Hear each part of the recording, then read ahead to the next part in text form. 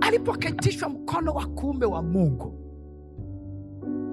tuliketishwa pamoja naye. Yaani hakuna pointi ninayoipenda kama hii. Waefeso inatuambia Yesu alipopewa ufalme, sito tulipojifunza Jumapili, Waefeso 1 kuanzia 19 hadi 22, huko alipopewa ufalme, Baba alimwambia keti hapa.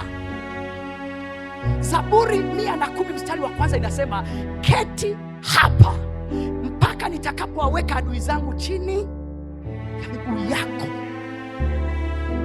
Aliketishwa mahali pa juu. Biblia inasema akamweka mkono wake wa kuume katika ulimwengu wa nini? Wa roho. You get me, you get me. Baba Irene, sikiliza sasa jambo la ajabu.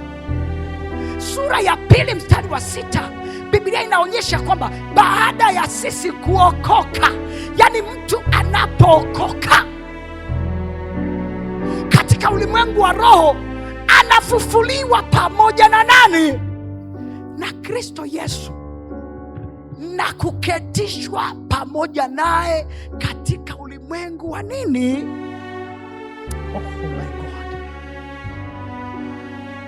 Yani Baba yuko hapa, Yesu yuko hapa, sisi tuko wapi?